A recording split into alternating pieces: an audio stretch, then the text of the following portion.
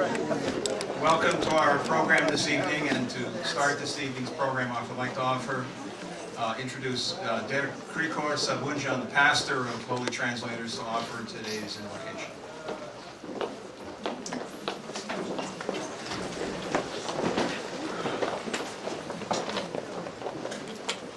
First of all, we thank God for allowing us to be together tonight to learn from Professor Hovannisian about our heritage or about our ancestors and places that we've heard much about. Some of us may have visited even, but now we can learn about his experiences there. So we thank God for the gift of Professor Hovannisian this evening. Dortyol verbe Jesus Christos, amen. Yasin. Amen. Orthodox, Surgerezianko, Gesaria, Junko, Evereg-Fenese, Orthodox, Zasmer Hanabazord, Turmezasor, Yevtomezes Bardismer, Ordes Yemekto, Meros Bardavas, Yemidamilis Mezi Torchun, Abrias Vizichare, Sigoyar Kayotun, Yevzorutun Yevparka Vidyan Zamen, Imastutun Horisus, Durinci Imastutun, Esparis Korel, Yevkoselev Korzelara Chiko Amenanjan, Ichar Khorutoci Panitsevi Korzots Pergiazis, Yevogormia Kohararazots Yevins Pasmamelis, Parkor Yevortvo Yevoquinserko, Aijum Yevmishke Vavidyanis Savidemits. Amen.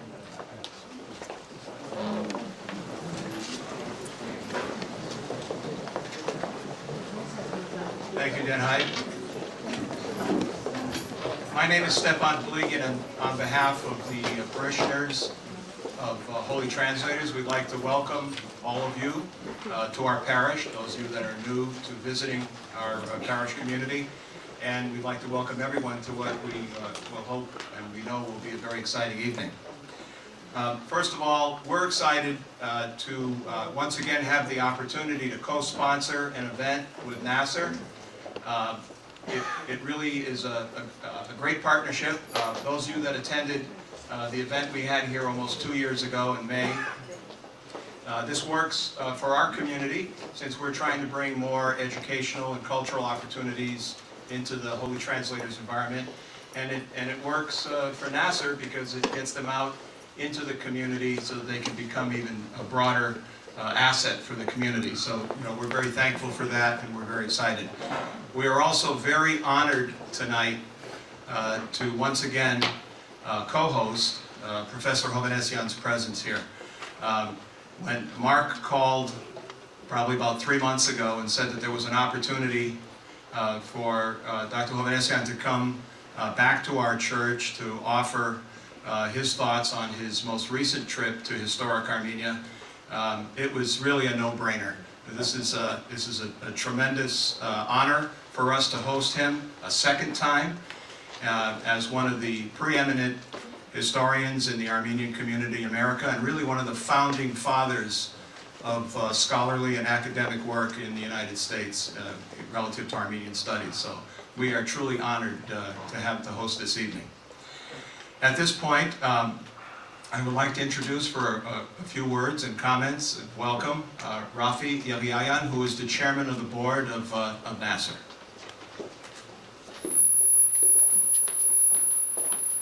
Thank you, Stefan.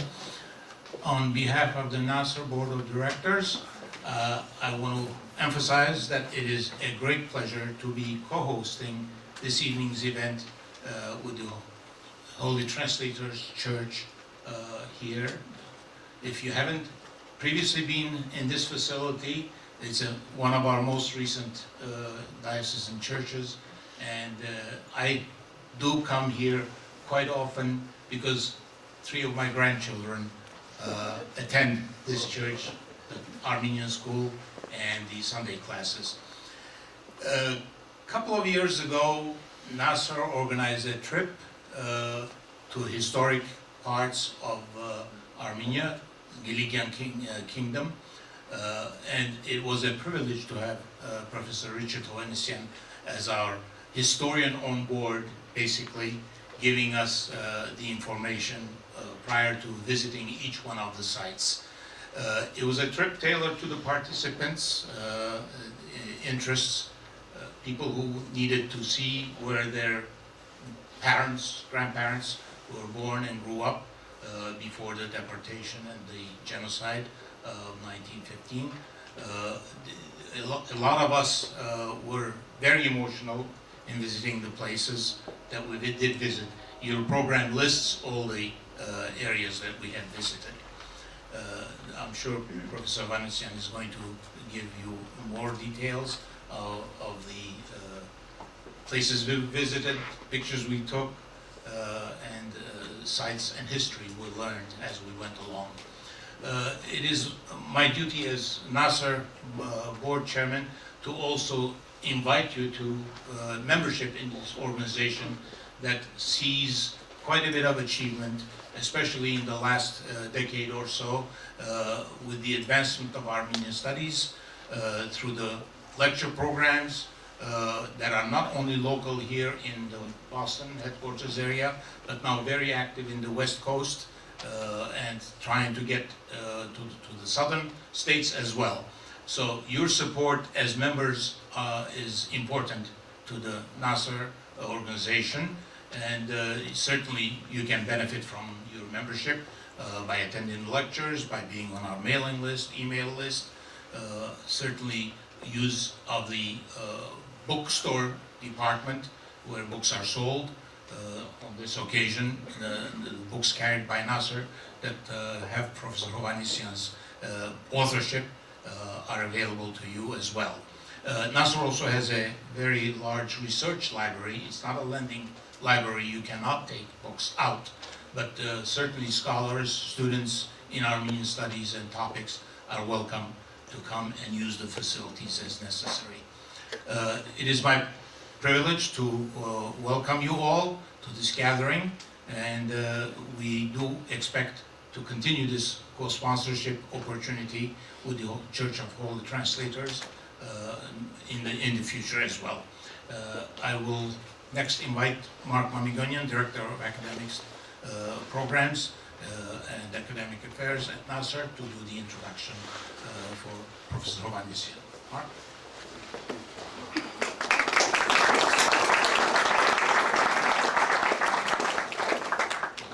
I was just told to keep it brief by the speaker, so I'll keep it brief.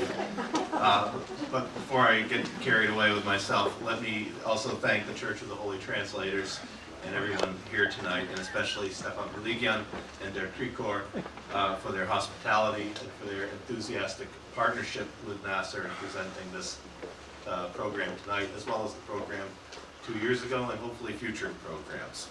And I should mention too, I don't think Rafi mentioned it, that 2 years ago when Professor Hovannisian spoke here, he was speaking about his 2006 or 7 trip and was about to embark on this trip that we're going to hear about tonight. This time around, he is about to embark at the end of next month, at the end of May, on the 2011 NAASR trip to historic Armenia, for which he will again be the historian in residence. And we couldn't be more pleased about that. So, brief introduction. Professor Hovannisian is the Armenian Educational Foundation Professor of Modern Armenian History at UCLA, a title which he has held since the creation of the chair in 1986. He has been a full professor of Armenian history at UCLA since 1969, and he began teaching in the UCLA system 50 years ago in 1961. Some of his books are listed on the back of your program. They include the 4-volume History of the Republic of Armenia, Armenia on the Road to Independence, and he has edited and contributed to more than 20 books, including a number of key volumes on the Armenian genocide, and to date 8 volumes on historic Armenian cities and provinces, the fruit of many conferences which he has organized. The most recent of these, co-edited with Simon Payaslian, is Armenian Constantinople, and this title and a number of others are available this evening, in addition to another fine book which bears the Hovannisian name, but not the named Richard Hovannisian, rather Garden Hovannisian, Richard's grandson, who wrote the book Family of Shadows, which was published last year, and some of you may have heard him speak either at NAASR or elsewhere. It's a tremendous book, and it gives a lot of insight into the whole family. Professor Hovannisian was elected to the National Academy of Sciences of Armenia in 1990. But these are just bare facts. They don't really tell the whole story. The whole story cannot be told in the short amount of time that I have. But some of you may know that this spring marks Professor Hovannisian's last semester of full-time employment at UCLA. Much could be said to mark this moment of transition. This isn't the time and place because I'm already eating into his time. But what Professor Hovannisian has done in this half century he has been in the profession cannot be easily and briefly summed up.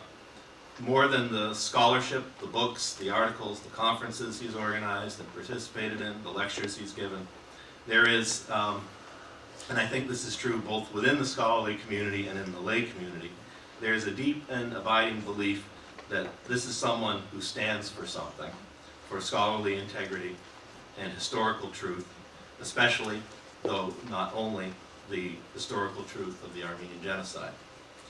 And his commitment to championing the cause of historical truth and justice, which are not contradictory, but two sides of the same coin, is what makes him so special. So please welcome Professor Hovannisian.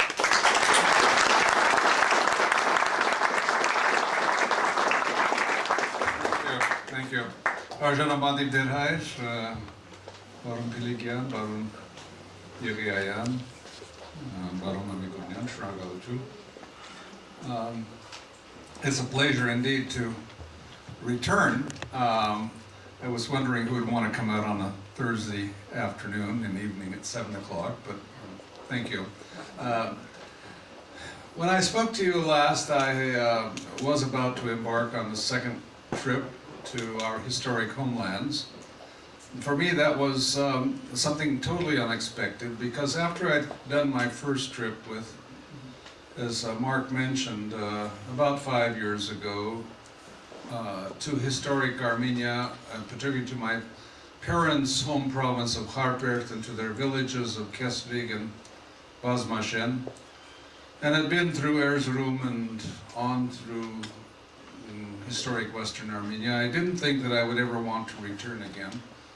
The emotions were very deep, the impressions abiding. I had had great difficulty going there the first time, simply not because I was afraid to go, even though I'm on their blacklist, but simply because I thought that I didn't want to see what I knew I would see. Destroyed and partially standing churches, or totally wiped out civilization, and so I resisted for a very long time. And as I told you the last time I spoke to you, what was really surprising the first time I went through historic Armenia, and if you get the first slide, no, well, one more please. I guess I'm on the wrong place. Let's back up. Let's back up. What was really surprising for me was that when I did take that first trip, it was not with Armen Aroyan, it was not with an Armenian NAASR group or another Armenian group.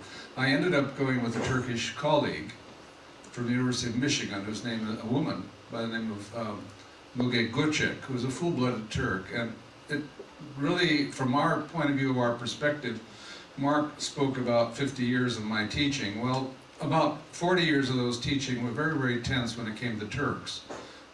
Any kind of scholarly gathering, we were on one side of the room, the few Armenians there were, Armenian scholars, and the Turks, who were usually more, were on the other side of the room, and we sort of scowled at each other, never really talked to one another. We were there to not really listen and understand, but to support one speaker or another speaker. And it's only in the last 2 decades, really, that things have changed and begun to change. Not with us so much, not our side, maybe somewhat on our side, because I grew up with stereotypes of Turks as just all being evil and bad. But gradually I've change and see that there are also individuals, and individuals are different. But more on the sofa with the Turkish scholars who increasingly are challenging their own government's interpretation of history. And so I ended up going on that first trip with Professor Gocek. And as I say, I didn't expect to go again, but then I was approached by Nancy Kholigian and NAASR group 2 years ago, who were thankfully rather insistent that I should go with them and talk a little bit about historic Cilicia. And of course, Cilicia, as you all know, is a very rich and beautiful land, the land of our last Armenian kingdom and principality that started in the 11th century and fell to the Egyptian Mamluks in the end of the 14th century, and after that, in King Levon, the last Armenian king whose tomb is in the Cathedral of Saint-Denis in Paris. After that, as we all know, we had no more kingdoms, we had no more independence, no more principalities, and went into this long period of Turkic dominion and darkness, from which we never fully emerged, tried to emerge in the 19th century and early 20th century, but as you know, the genocide killed most of that. In any case, this was my second trip, which sort of completed the first. And my first journey, and my description to you, and some of you, many of you were here last time, some of you not, I tried to understand my impressions of historic Armenia and the people living there now. And my judgment was that it's really a land of great contradictions, difficult to understand, because on the one hand, when we, for example, the very first city we went to, we started out in Yerevan on a bus, actually, went through Georgia and along the beautiful Black Sea coast, but the first city we arrived in was Trebizond. Trebizond is on the Black Sea. It's a historic city, a large, once upon a time, a Greek empire was there in Trebizond. And immediately the contradictions. This was the same city that produced Hrant Dink's murderer 2 years ago. It's the same city where the massacres of 1895 that spread over all of Eastern Armenia, or Western Armenia, the eastern provinces of the Turkish Empire, they began in Trebizond in 1895. So Trebizond is not a nice city. It's also a city in 1915 where they took young babies and children and dumped them into the Black Sea in motor launches. So, but at the same time, what did I see in Trebizond? We met people who were very liberal, progressive Turkish people. My best memory is that of a Turkish playwright, a full-blooded Turk, who invited us to their to the first reading of a play that they were going to put on. And what was this play? It was in the Turkish language, but the name of it was Bagdasar Akhbar. And if you know, those of you who know Armenian history or literature, Bagdasar Akhbar was Habib Baronyan, well-known writer of Constantinople, and so his writing of this satire piece, comedy, is being translated into Turkish by a Turkish drama group, a youth group, and in the same city that is a very ugly and fanatic city on the other hand. So contradictions. And the other, and I'll just stop with that, the second contradiction were our Kurdish friends. I mean, I couldn't make them out. All of historic Armenia, even before you get to Kharpert, but everything from Kharpert eastward, especially in the south, is Kurdish, not Turkish. And now increasingly even Cilicia, Kilikia, is becoming increasingly Kurdish. The Kurds are spreading everywhere, and you can understand why it's not really the Armenians who are a problem for the Turkish government today. It's really the Kurds who are going to be the problem and are the problem for them. But in any case, I just found it a great contradiction. I want to share this with you before I go on, because I still can't figure it out. On the one hand, wherever we went, they received us so cordially, so warmly, and everywhere told us how sorry they were that what had happened to the Armenians, and how much they owned the lands. They acknowledged the fact that these were Armenian lands, and these fields are Armenian fields, and these vineyards are Armenian fields. You know, they're pointing it out on the one hand, and that they were sorry that they had been used by the Turks in 1915, acknowledging the fact they had participated in the persecution and annihilation of the Armenian people, and then going on to say, but now it's our turn because we're suffering the same way as the Armenians. Of course, they're not suffering the same way as the Armenians, but that's what they say. So we have that on the one side, and on the other side, everywhere that we went, they were following us like vultures.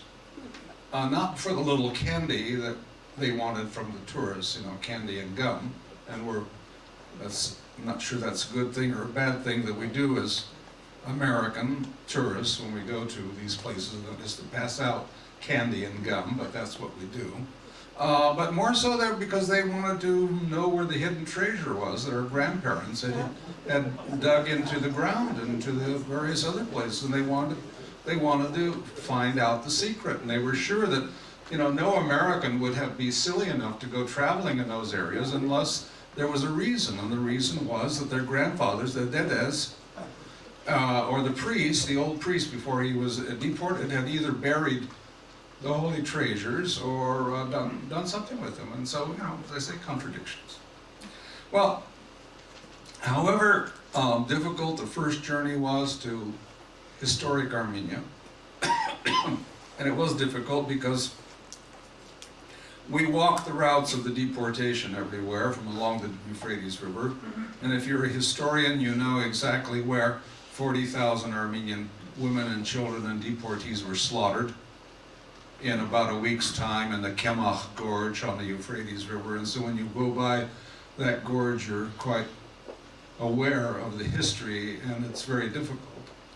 But still, in eastern Armenia, or the eastern province, I call it eastern Armenia, that is, looking at the map of the eastern Ottoman provinces, which we call now Western Armenia, still there are enough vestiges of Armenian life, or East Armenian churches and buildings and so forth, that you're always aware that there was an Armenian there, whether it's the monastery at Chomakhlu or at Tadem in Kharpert or Surkarabet in Mush or Akhtamar in Van, on and on. In Cilicia, my impression was it becomes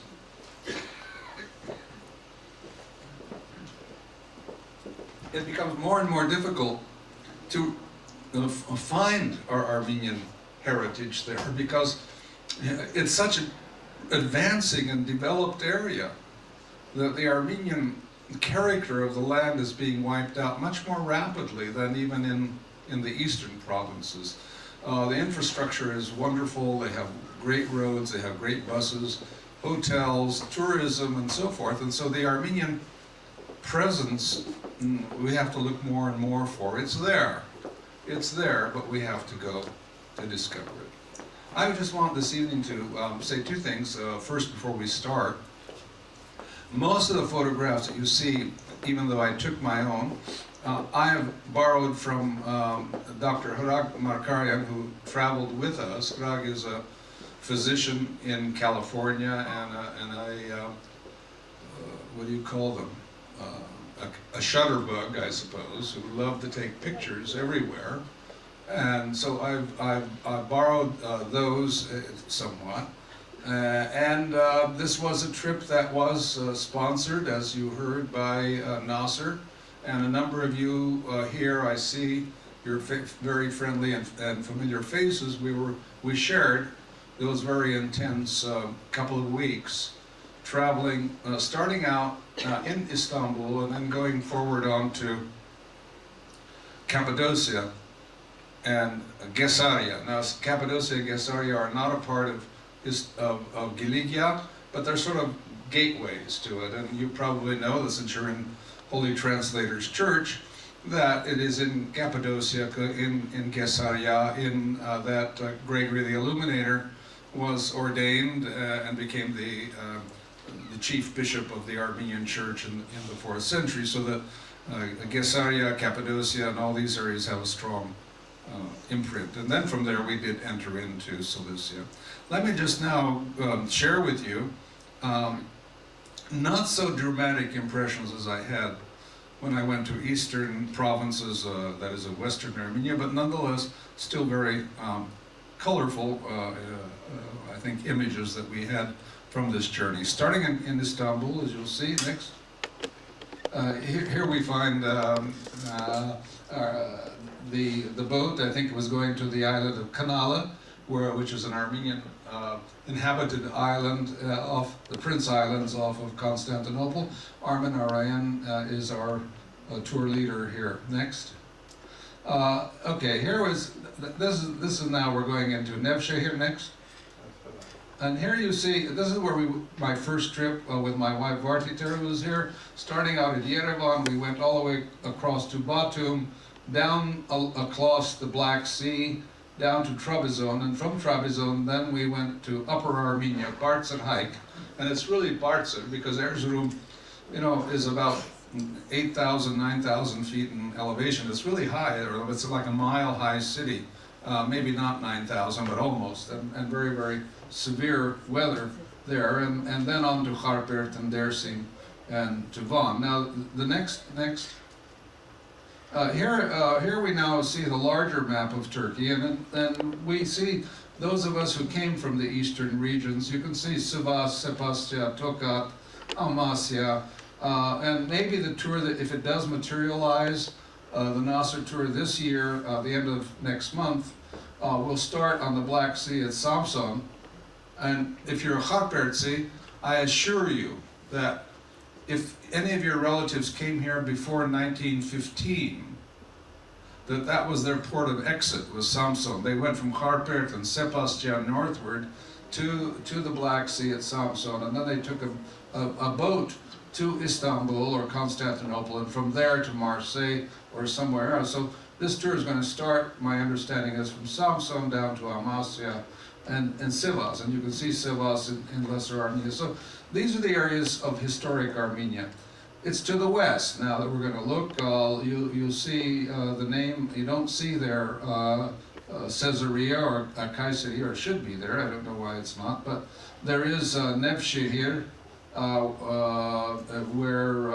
where this trip begins, and that's in the area of Urgup, where they have all these very interesting formations, soft stone formations, in which early Christians hewed their chapels and churches, particularly the Greek Orthodox. Next. Here we find these interesting stone formations. Next.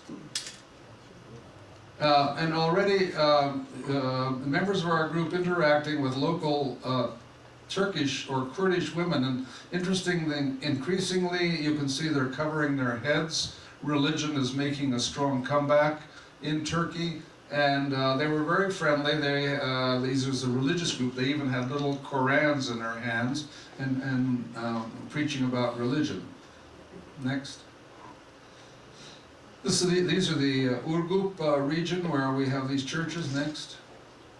And they're famous for their pottery, and Mrs. Yereyan, I think, did a hard bargain here. I'm not sure who won, she won or he won, but anyway, here we had local wares. Next. And you can see had the soft stone formations in which we have the Christian churches. Now a major source of income everywhere. One time abandoned Christian churches are now being opened up, cleaned up, and a significant admission charge, just as is happening now in Akhdamar, where to get the boat ride, it used to be nothing, and now you have to pay to get in, and it's like a museum, and so they become significant sources of income. Next. Next. You can see here inside. This is inside the chapels, the stone chapels of Urgup. Next. And two of our Gesaratsi women. That's Ruby and Miss Pampanili. What's Miss Pampanili, Annie? Pampanili from New York.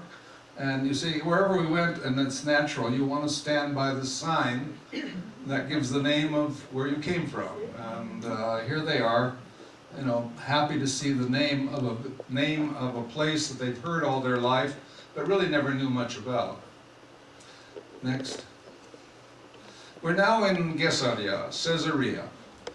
It's become a very large city of 500,000 people. It's no longer the sleepy little town that it once was in the heart of Anatolia. This was the church of Surp Garabet, and in the oldest section of the city. It was out of commission, but it's now being renovated. It's one of the few churches in Asia Minor that still belongs to the Armenian Patriarchate of Istanbul. Next. And here you see the entrance to the church of Surp Garabet. Next.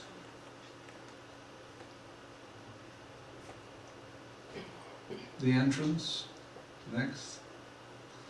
And looking, you can see it's being renovated. This is being renovated for the second time in about 10 years. The first time wasn't successful. And two brothers from Istanbul, from Gesaratsi brothers, are paying for the renovation of the church, even though there's no community left. There were communities. There was a community here, as there was in Sebastia and many other areas. There were still small Armenian communities until the 1960s and 70s, when virtually all of them left for Istanbul. Next. And here you can see the outdoors of the church. Next.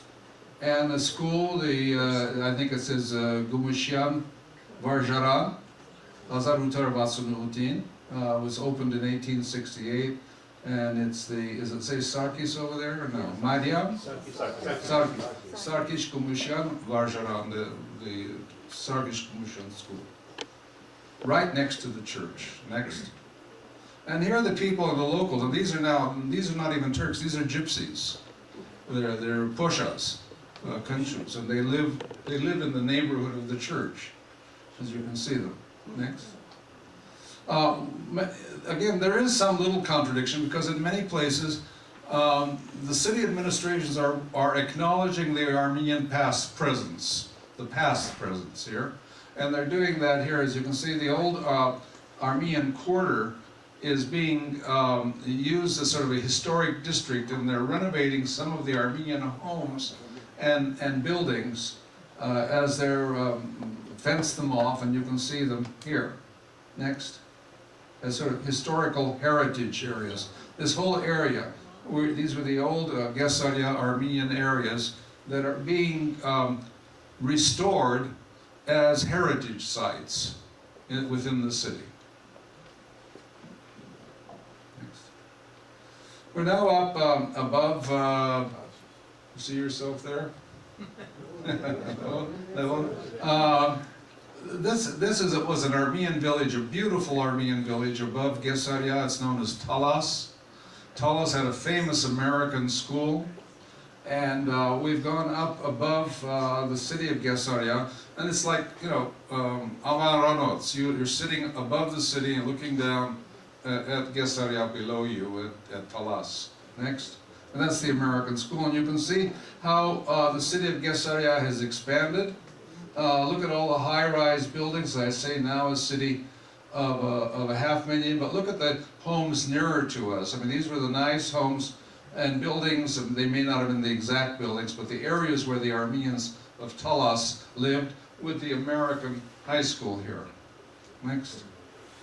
Now, you see the word Ergios and Develi. Develi, the Armenians known as Evereg-Fenese. And Ergios, the Armenians known as Argios. When I was growing up in California, there was an Armenian town. The only Armenian town in America founded by Armenians is known as Yetem, Eden. And all of the people from Yetem were very clannish, I should say. But nonetheless, my brother broke into that clan and married one of their daughters. They all came from a village known as Chomakhlu, which is, and the priest there, Der Garabed, in Yetem for years put out a bulletin known as Argios, and I didn't know what Argios was really until not that I came here, I knew it before that, but the Turks call it Erciyes, but the Armenians know it as Argios, and it's this mountain in the back. And for those people, it's not Mount Ararat that they dream about, it's their mountain is Argios, because wherever you go around this mountain, this is what you see, all the villages here, if it's Evereg or Tomarza, Jujun, a number of other villages around here, or Gesaria. This is the mountain that you're going to see every day. It's not an insignificant mountain. It goes up to about 13,000 feet in elevation. Next. Here you see Argios, and as I say, no matter what side of the mountain you're on, this is what you see from about 20 or 30 miles and maybe even farther. Next. It's really picturesque, isn't it? Next. And now we're in Evereg. This was the church of Taurus Theodorus. And you can see that it was a church. They've added a minaret to it and converted it to a mosque. But Armenian inscriptions are all over the place. Next. And here you can see in the wall, up the side of the wall of the church, the Armenian inscriptions. And just as you see, as I remember, you may have remembered in Surp Garabed Mush, when I showed this 2 years ago, you saw these Armenian inscriptions and khachkars, all in the homes of the Kurds who now live there. Once again, you see all the Armenian funeral stones or inscriptions up the side of the wall of this church. Next. You can see how they had, when they convert a mosque or a church to a mosque, you can always tell where the Armenian altar was, because that's where the sun rises. But because the Muslims pray to Mecca, they have to change it. You have to look to your right here, and you see their khutbah. So when they pray, they're facing to your right here, whereas the Christians would look forward. And you see this everywhere, and you can immediately tell what was once had been a church and now is a mosque. If you see in the distance, they're lifting up a wooden plaque. And there's a real interesting story that relates to this. It was, when the Muslims, pictures in the Islamic faith are forbidden. And so whenever they conquer Christian land and take over Armenian churches, they either scrape off all the paintings or they whitewash them because images are, heathen. And in this case, the story is, it may be a fable, but it's an interesting anecdote, that they had whitewashed this picture 3 times, but it still came out from underneath the paint. And so they thought it was a divine act of divine intervention and didn't try any longer, but they put a wooden plaque on top of it, and they're showing us now. I think we'll see it in the next illustration. Next. Here it is. You see, picking up the wooden cover, or you can see the mosaic from the original church of Taurus. You have the pointer. Ah, all right. Thank you. Yeah, let me see if I can. I'm not technical, you know that. Here we go. All right, good. Next. Here are the Armenian quarters of Evereg. Next. There are quite a number of Everegses in New York and other areas. They had compatriotic unions. And here you see the key to an Armenian home. The last Armenian living here died a year ago, and all the others have left. Next. Armenian homes of Evereg. Next. Now here's Ergios. Here's the village of my Khanamis of Yetem. And so it was 5 kilometers away, and I made the group do a detour to go to Chomakhlu here. It was a large village once upon a time, had 2 churches, Veritava, Yevaritava, the upper and lower quarters. It was probably the poorest and most depressing village that we visited on this entire trip. Next. This is now Chomakhlu with their current, these are all one-time, these people have all been brought from other countries, other places. These were the muhajirs, or the refugees from the Balkans, relocated in Armenian villages. Next.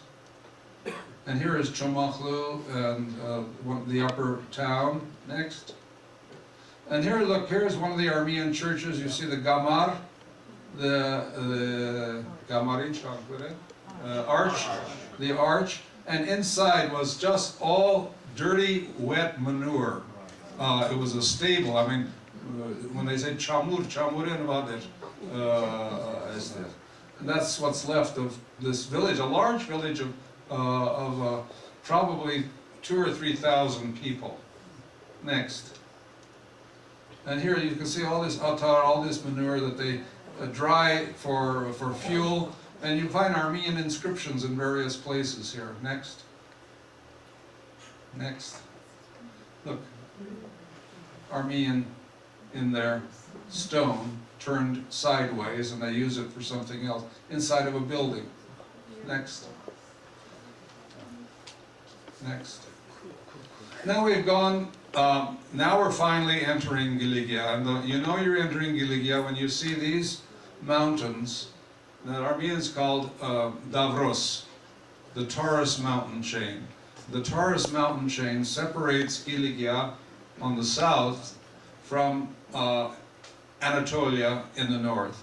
And we're sort of going the back door to Cilicia. Normally you think about coming from the sea and going north, but we're going the other direction from the north, south, and this is a passage through the mountains of Cilicia, headed toward the first significant Armenian settlement on the other side, which is Hadjin.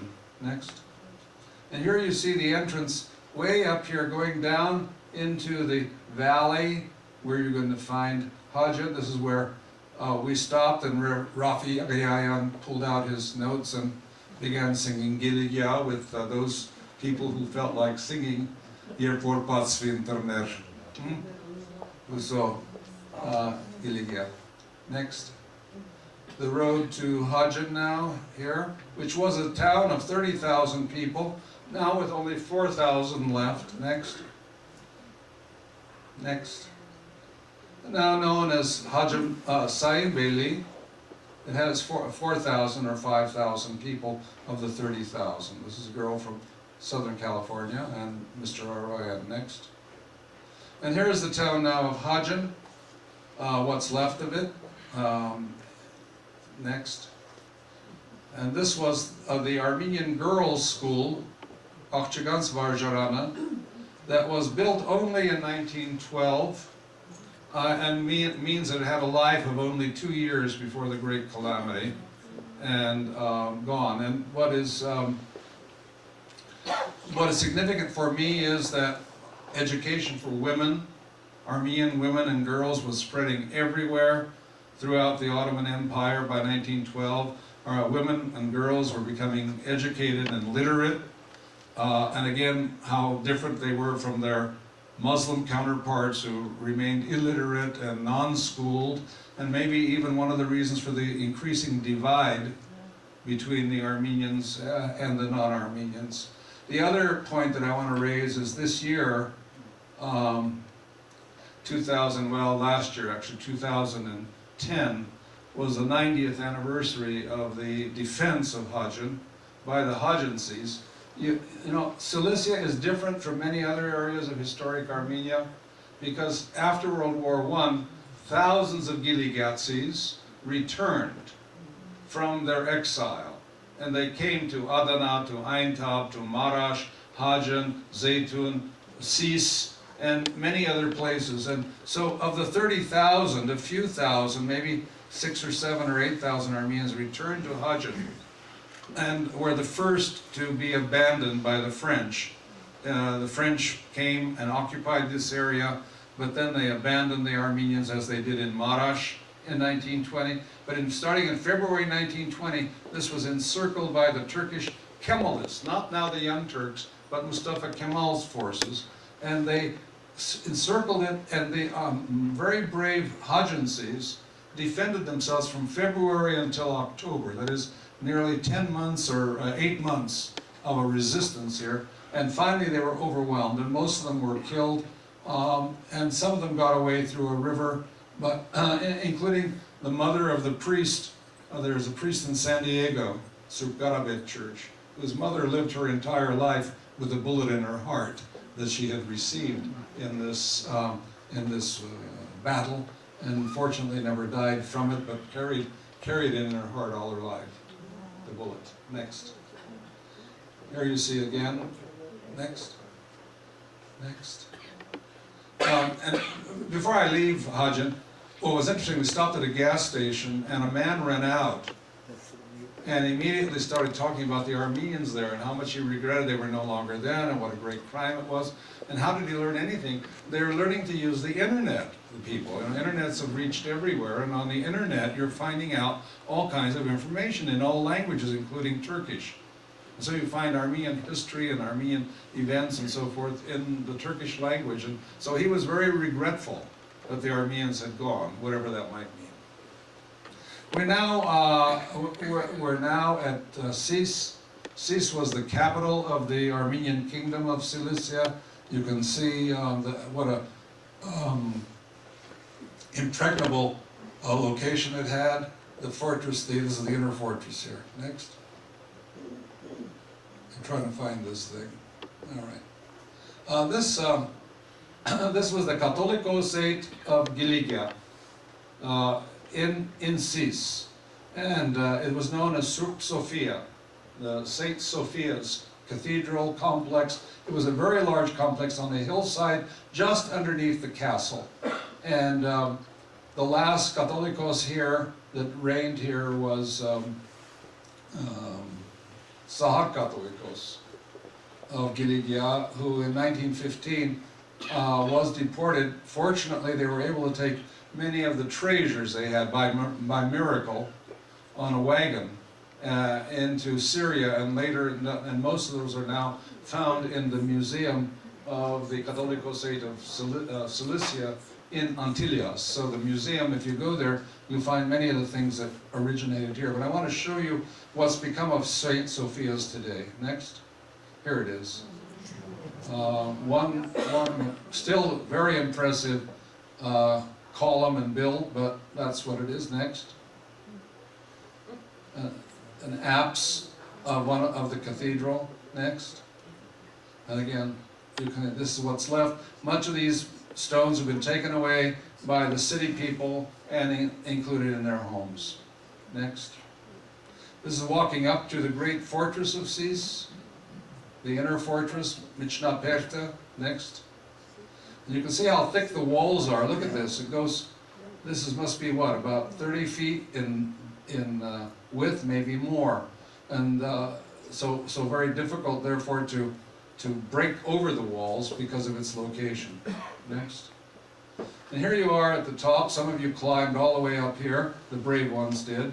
And you can see the plain of Sis all around, and where the Catholicos, where the kingdom of Cilicia found its beginning and its, not its beginning, but its end in 1375, when Levon the Fifth, or by Armenian counting, Levon the Sixth, had to surrender to the Mamluks of Egypt and was taken to Egypt, and then later ransomed by the Europeans. And Levon, the last Armenian king, ended up in Paris, where he tried to serve as a mediator between the British and the French in what is known as the 100 Years' War, where the British and French were fighting each other for 100 years. And he went to the British Parliament and addressed them and says, I mean, why are you people, you're two Christian countries fighting one another when my kingdom is ransom for a piece of gold. He tried to unite the Christians, but of course did not succeed. Next. And this is the picture I have on the front of my largest volume that I've edited so far with Simon Pyaslian, who is now at BU University. We spent several years on the book here on Armenian Cilicia, and I thought this was a dramatic photo that we included on the cover. Next. Next. Here you see the modern city of Sis. You see what used to be a small town is, people are filling in everywhere. It's a very, very large country with a huge population. Next. Now we've come to Adana. Adana, again, in 1909 we commemorated the 100th anniversary of the massacres of Adana that started in April of 1909. It was sort of the prelude to the great genocide that was going to come 6 years after. The Young Turks were implicated in it, but the Armenians hoped to forgive them and to believe that their excuses that it was not they, but Abdul Hamid, the old sultan. In any case, in order to find anything Armenian, one had to go. This is a huge city. It's probably the third largest city, and someone has to correct me, but the third largest city in all of Turkey. And you go for a half hour or 40 minutes through the outskirts in order to get to the center of the city. A huge, huge, huge, huge city packed. So we've gone to the very oldest quarter of Adana in order to find anything Armenian. And here it is, the clock tower that was built by two Armenian brothers. And this was the old Armenian quarter, and workshops were all about this area. And this clock tower is still there as memory of Armenians once having been here. Next. This was Cilicia, Armenian Cilicia, before 1909. As you can see, the churches everywhere and the clock tower here. Next. This was it after the fire and massacres of Cilicia in 1909. The whole city was burned out. Some 20 to 30,000 Armenians were killed, not only in Adana, but in many of the areas around them, as far south as Kesab. And it almost reached all the way to Kharpert. Didn't quite get to Kharpert, but it was a horrendous event in 1909. Next. Here we are on the rivers, the Zeitun and the Jehun River that come down to the Mediterranean Sea. And look here, a huge new 6 minareted or 8 minareted mosque that is intended to rival the mosques of Constantinople, of Istanbul, built by a famous multi-millionaire family as their gift to the city, from which they consider themselves natives, and their name is Sabancı. And the Sabancı family is noted in many ways for their philanthropy, for their money, for their multinational corporations, and for the fact that they made their wealth on the basis of Armenian lands that were confiscated by the Turkish government in 1915 and sold for a pittance to this family here. Next. And this is the Ulu Jami from which the 1909 massacres began.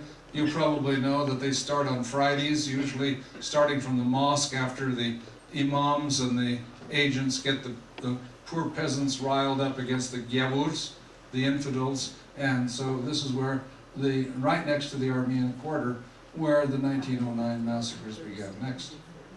And at the same time, you know, while we're a part of history, we're also a group enjoying life.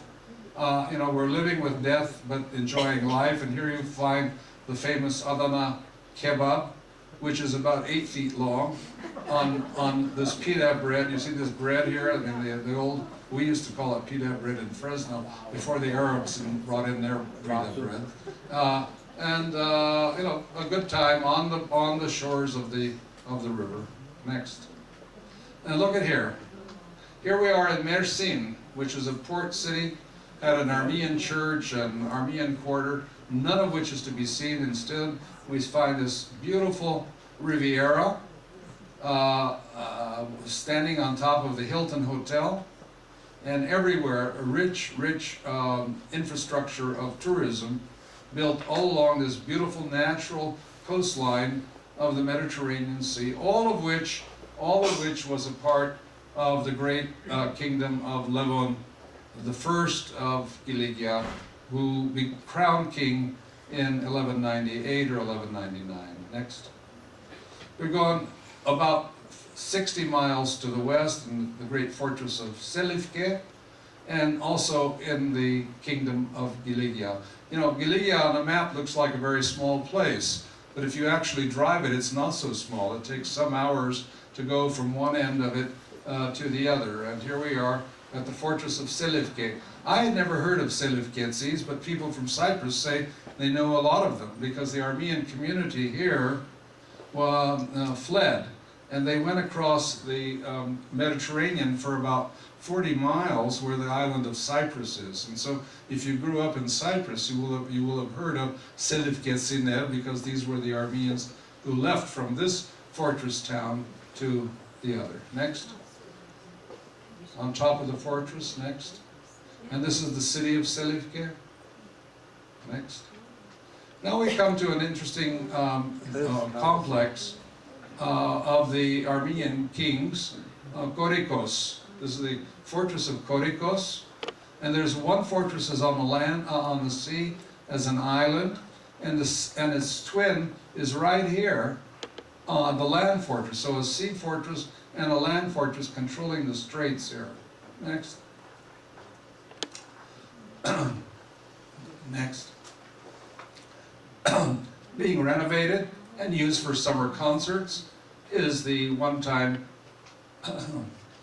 fortress of Korikos. Next. Next. You find inscriptions, Latin, Greek, and Armenian inscriptions up on the walls. Next.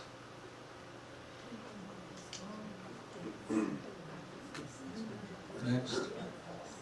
We've left Korikos, and by the way, when Cilicia fell in 1375, that island Korikos still remained in the house of the Lusignan family. The Lusignans were the last kings of Cilicia, but the Lusignans were also the kings of Cyprus. And so the fortress remained in their hand control for a very long time. We've now come to Tarsus, Darsun. And Tarsus is a very important city for Christianity and Christians. You all have heard the name of St. Paul of Tarsus. This is his city. And the Americans made it a major missionary base here. The American St. Paul's Academy. This is it. It used to be known as St. Paul's Academy. It had other various names, but now they've taken that all away. The American missionaries have left, and they've turned it over to private or governmental Turkish control, and it's still known as the American High School, because they still have an American curriculum and still teach English as the primary language with Turkish. And when I went into the library and gave them the names of certain of the famous missionaries that had run that school, the librarian looked at me very blankly and didn't recognize anything, either really so, I mean history has been wiped out, or chose not to remember any of them. Next.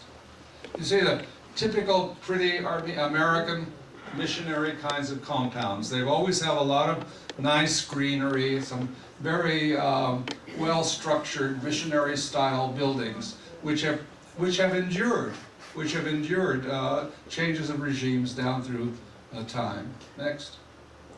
And here you have one of the Armenian churches of Tarsun. Again, you see they put a minaret on it.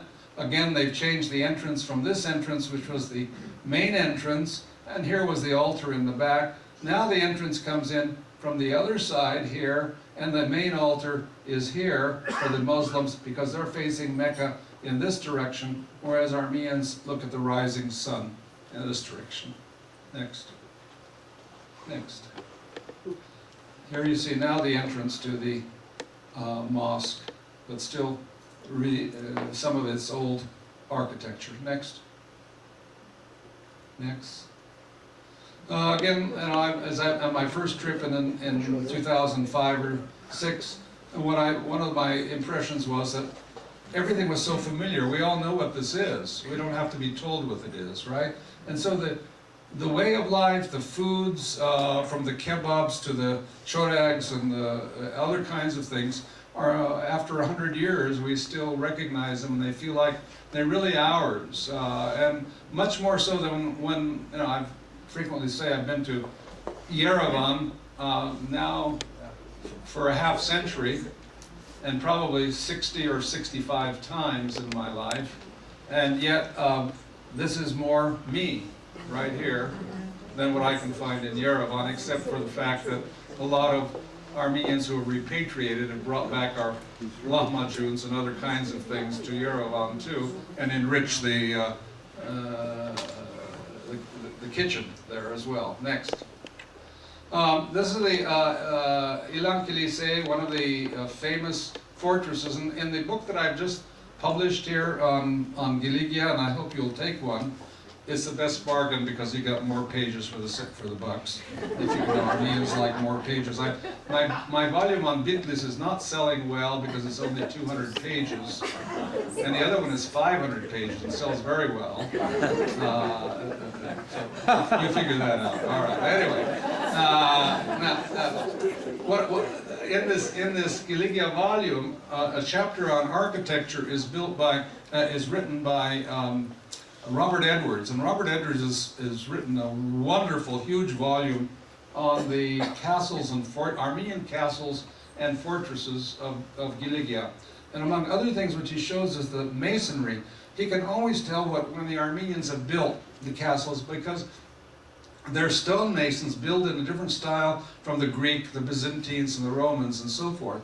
And many of them probably came from Greater Armenia, the stonemasons and the architects, so they built in their own style. But what I found most interesting in this chapter that he wrote is that these castles, these Armenian castles, and there are probably at least 100 of them in Cilicia, on top of every mountain you find one of these castles, that they had contact with one another before the age of telephone or telegraph or anything else. They contacted each other with reflectors, with mirrors, and they spoke to each other. You know, we've seen these old Indian cowboy and Indian movies with smoke signals. These people had mirror signals that they contacted each other with, about the enemy, about what's going on in their own fortress. Next. We're going in the direction of Antioch now, along the very eastern shore of the Mediterranean Sea. You know, Mediterranean Cilicia just sort of circles around that little corner, the Gulf of Alexandretta, it's known of, or Iskenderun. This is the town that used to be the Armenian town of Dortyol. The Dortyol seas are Armenianized the name as Chomakhlu. This was Chomakhlu, or Dortyol, and one of the churches here. The Dortyol seas are very proud of the fact that in 1909, when they were being attacked, when Adana was attacked, this is about 50 or 60 miles from Adana, nonetheless, they also were being surrounded by the Turkic mobs, but they defended themselves. They had a very active Hanchagian party apparatus here and took arms and defended themselves, but were unable to defend themselves in 1915 when they were deported. But here's one of the two churches next. Just the walls. And this is what we're used to seeing in historic Armenia, a lot of this kind of picture. Walls. At least that. Next. You can see that it was a large church and now maybe symbolically filled with wild flowers. Next. We've now come to Antioch, Antakya. Here's some of you. Where are you? Rafi, I don't see you. Are you there somewhere? I think you are somewhere. In any case, there you are. What's interesting about this place is it's a part of what is known as the Sanjak. The Sanjak of Alexandretta. And in the Sanjak of Alexandretta was Alexandretta, Iskenderun. It was this place known as Antioch. It was Musa Dagh, Kesab, Kırıkhan, a number of other places. These areas were not a part of Turkey until 1938. They were sort of a mixed administration. They're very close to Aleppo, and if you look at the map, they belong to Syria because they're just directly connected with Syria, and Aleppo, Halab, is just like an hour's drive to the east. And the French in just as World War II was beginning, in order to win over the sympathy of the Turks and so forth, the French allowed a rigged election and a plebiscite conducted by the Turkish army and military. And at the end of that plebiscite, they voted to annex this region to Turkey. So Turkey is still gathering in land even after 1923, 21, 23, and 1930s. And as you probably know, they still have their eyes on Mosul right now. And so, this expansionism doesn't stop. In any case, many of these people, like this Khan, this hotel, very nice old-style khan. They speak to you in Turkish, but then they speak to each other in Arabic, which means that they're still Arabs, they're still Arab speakers, and still resentful of the fact that they were, sabotaged by the French who gave this region to them. Next. Now we're going to Musa Dagh, Musaler. I've taught Armenian history for many years, and I talk about Musa Dagh a lot, but I still always imagine Musa Dagh to be something like the California foothills, being rather dry and barren, with some villages and some gardens, but I wasn't prepared for this.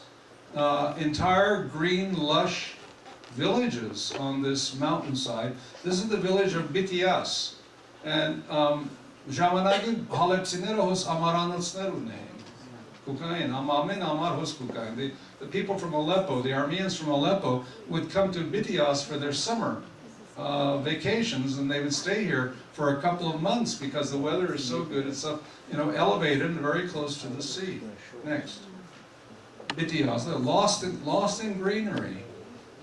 Next, here was the old apostolic church of Bitias. Next. The Protestant church, by the way, is converted to a mosque today. The Musa Daghs have a lot of Protestants among them, and they were there. Here you can see the old Armenian Arakilagan, Yegelsko, Khorana, and the Kambet, where it was. Next. Still quite impressive.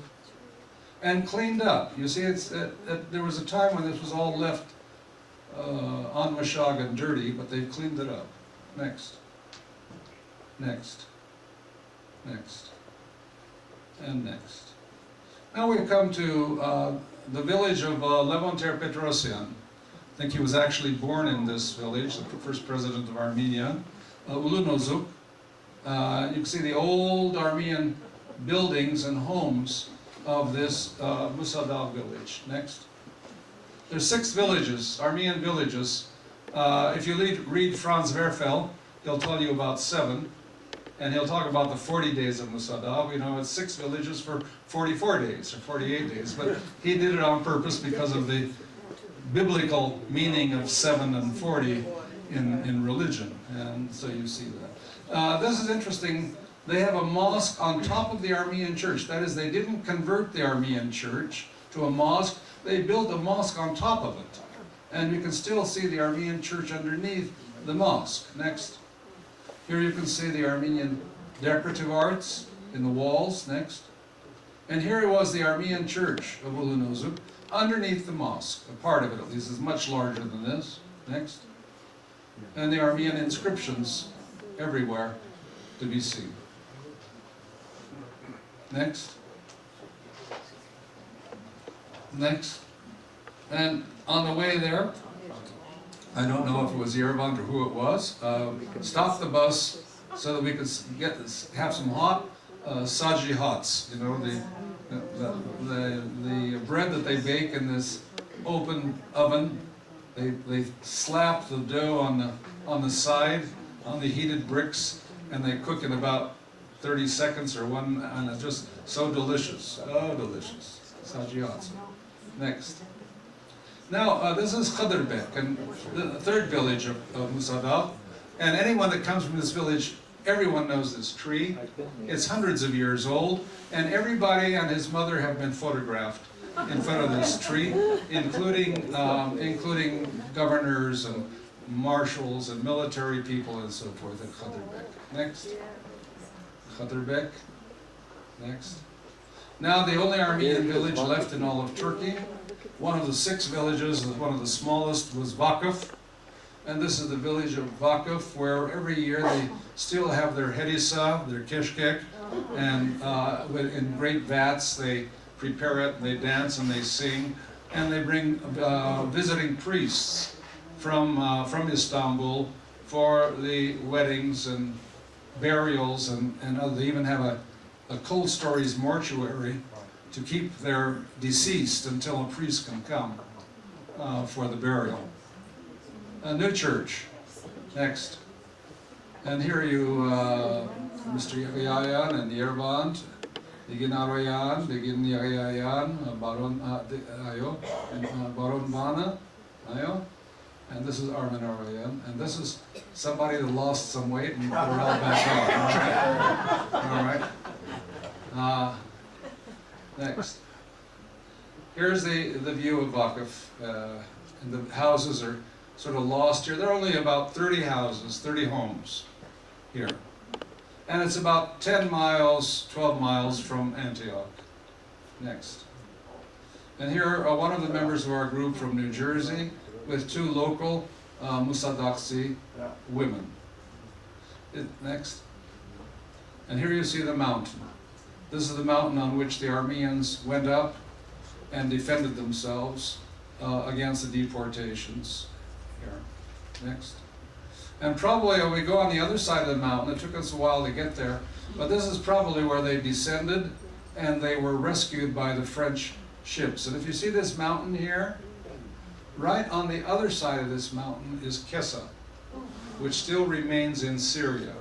It's the last village in Syria, and even part of the lands of Kessa are on the Turkish side now, because they brought the boundary right down to the borders of Kessa, and as a part of the Sanjak. So here this is all a part of what was where the Armenians lived until 1938-39.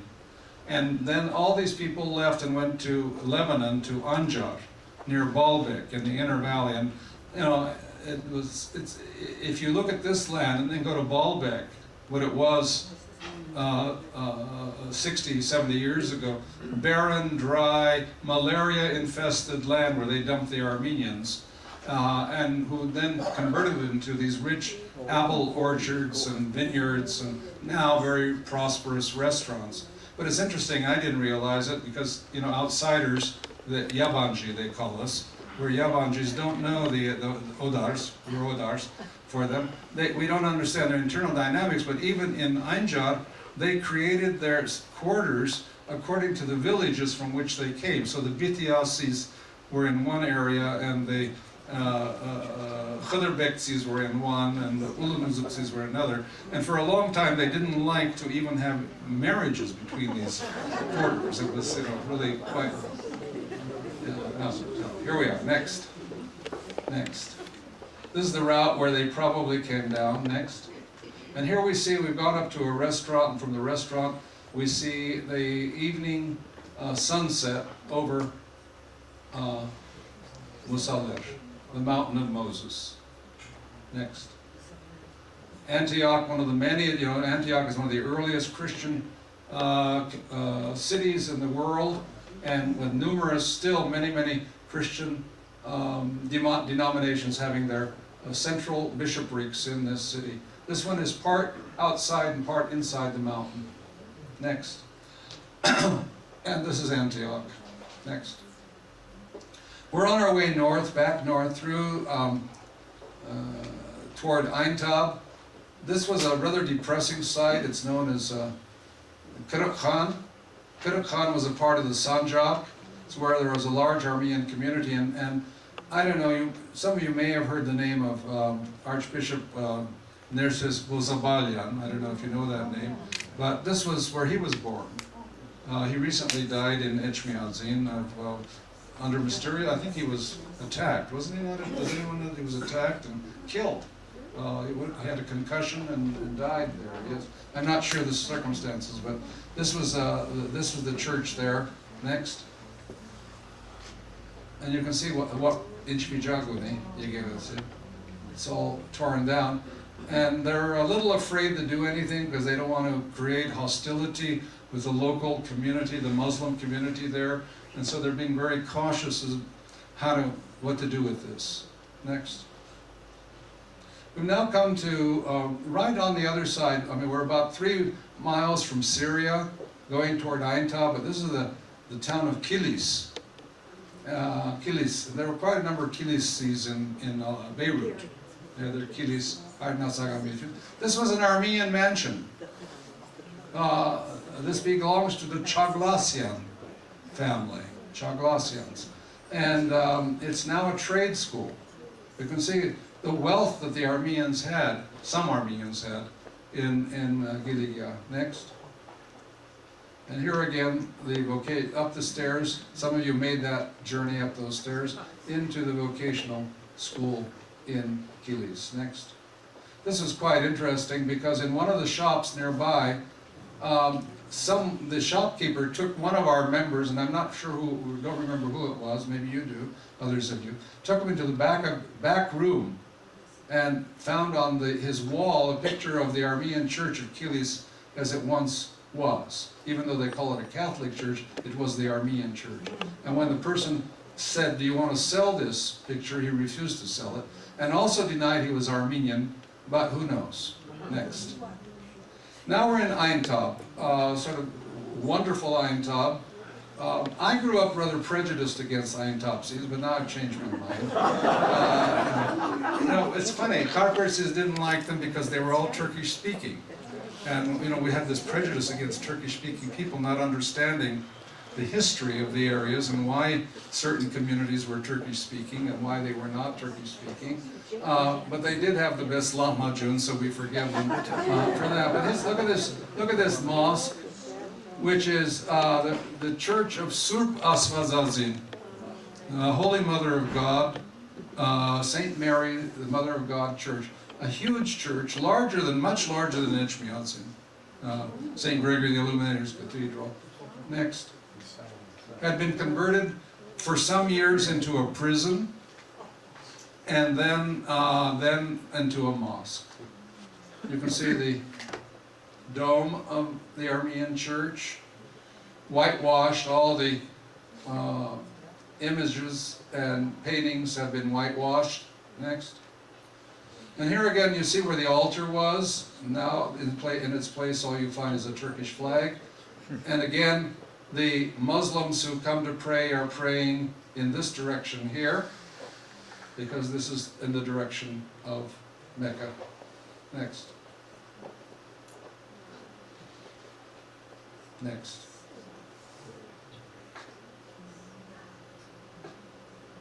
Next.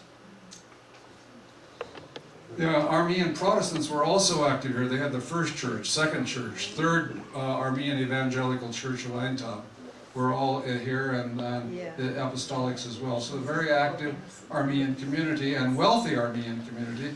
All around here are Armenian homes and mansions. I mean, these are things that I didn't find in historic Western. In Kharpert, I didn't find really great mansions that Armenians had, but here they had them because they were major traders. And they had khans, like, what do we call them here?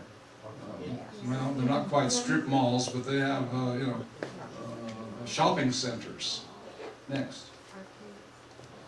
Here's one of them. Look at this. This is an Armenian home. And many of these Armenian homes that are in the neighborhood are being cleaned up and converted into boutique hotels. Very expensive boutique hotels. Next. Here is the city museum. There's an Armenian home. And on the third floor is a museum of the Turks fighting off the Armenians and French in the what they call the War of Liberation, or Independence. War of Independence. Next. The streets, the Armenian streets, and you can see the homes are cleaned up, very well cleaned up, and they're really making this into a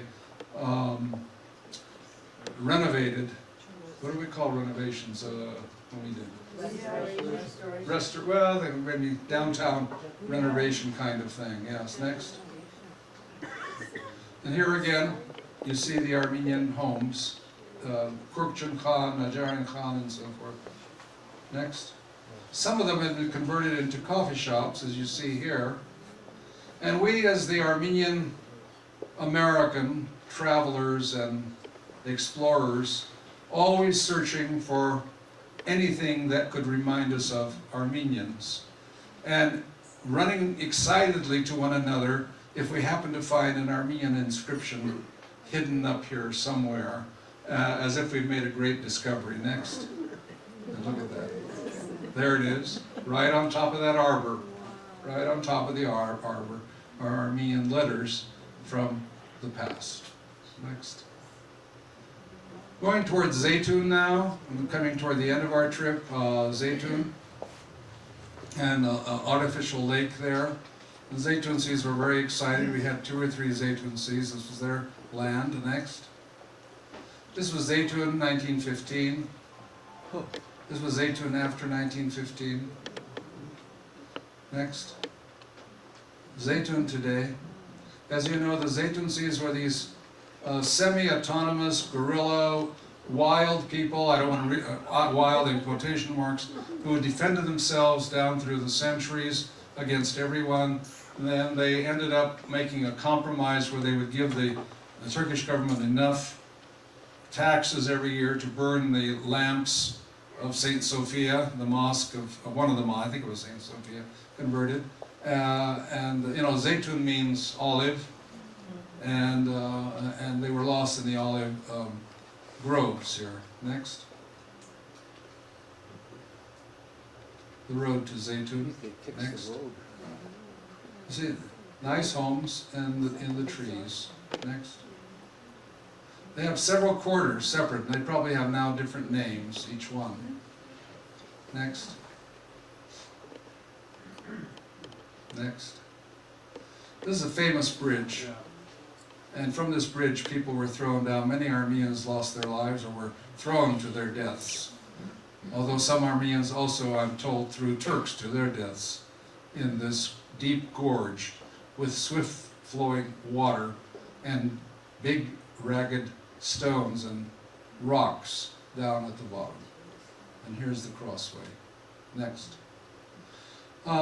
This was the Armenian Springs. This is the only city, the only place during this trip where we encountered some hostility.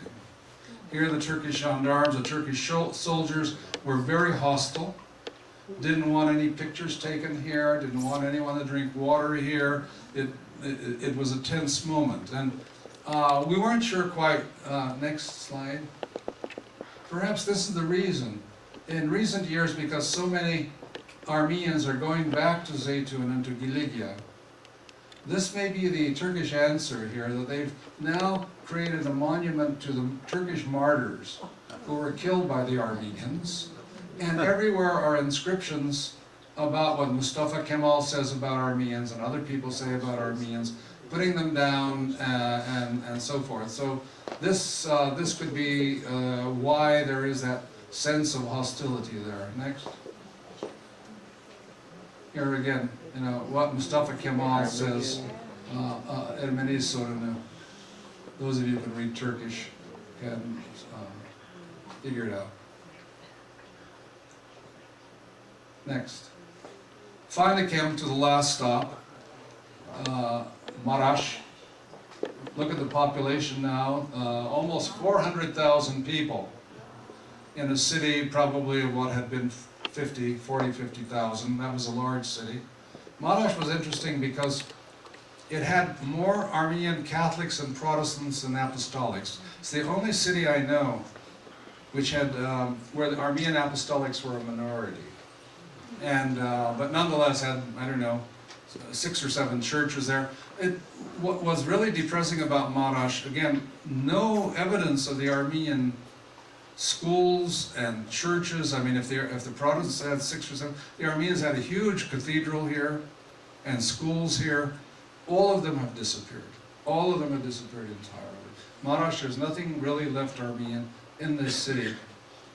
But here's the entrance to the town. Next. You can see now Marash. Next. A major city. Next.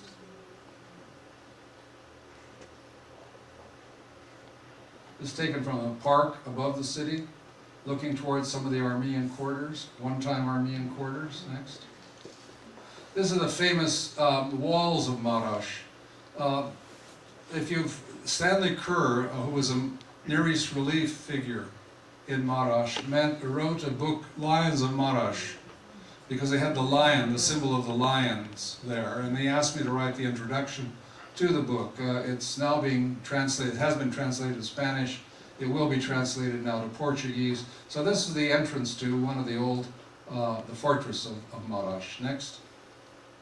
The Armenians who from Marash would know this. Khanli Dere, it was a very the river in the quarter, the Armenian quarter, and everyone talks about Khanli Dere here. Next. You see these are Armenian homes of Marash, well constructed and have endured, but the Armenians are gone. Next. Those of you again who know Marash, this is known as the Beth Shalom orphanage for boys, and again Stanley Kerr after World War I writes about this orphanage here for boys. Next. And this is Bethel, the Bethel orphanage or school for girls. It's all worn out and looks like it's even burned out here, but at least you have one person here in Boston I know who's named, a Marashi girl who's named for this orphanage of Bethel. Next. And this was the Central Anatolia College for Women. They had a college for men in Aintab, and this was the college for women, the Americans here. And now it's converted once again to an American high school. Next. And here is Marash, and Yermont Chekijian here is a Marashi, and he, with 2 or 3 other Marashis, were very proud of being here, and they sort of acted like it was their city. And they, so much so that they insisted on hosting us to the very famous Marash ice cream. And I don't know if you know what Marash ice cream is or not. It's beaten and beaten and beaten, so it becomes like taffy, and then harder than taffy. And the only way you could eat it was a very sharp knife and a fork and patience to be able to eat it. Next. And here you find the Dondurma, Bagbag, and one of our members, Professor Ane Bakalyan, who is participating in this preparation in which I want to end on maybe an upbeat note of ice cream. You know, that becomes the universal language. So this was our journey that we did with the NAASR group. It was a very intense journey. We saw a lot. It was, as I say, more difficult to discover Armenian things than the other. On the other hand, we certainly, and when I write about Cilicia in the book that I edited, I call it Cilicia, the Armenian window to the world. And truly, Cilicia was the Armenian window to the world, to the Mediterranean world, and the world beyond. And not only the physical world of trade, because Marco Polo describes the hustle and bustle of the ports of Giligia, but also the window to the world for intellectual and cultural exchanges that went on there. So it was, and let me just end with a PR. I'm going to ask as many as you can to get one of the books of my grandson. Even if you have one already, get another one. I'm helping him and pushing him his books. Buy a second one and give it away if you have one already. It's really a worthwhile read. In many ways, is our own history of our community, our 20th century immigrant experience in America history. I want to thank again Holy Translators for this wonderful evening, and for you to come out in such great numbers to share this evening with me on our sort of complete our journey. And maybe there will be another journey if indeed in May we're going to go to Samson and Amasya, Sebastia, and once again to our beloved Kharkiv, and on maybe to Dikranagerd, where we're being told another miracle was in the making, where the Kurdish governor of, or the Vali governor of Dikranagerd, or Diyarbakir, is restoring the great church of Surpkiragos, which is one of the largest churches, which had collapsed totally over the, it had 7 altars, and it had one of the highest kampets, not kampets, but ashtarags, bell towers, one of the highest bell towers in the area. Some people said so much so that it again caused some envy because it was higher than the minarets of certain mosques nearby. In any case, this was Armenian Cilicia, our journey to Armenian Cilicia, and I'm glad we could share it with you.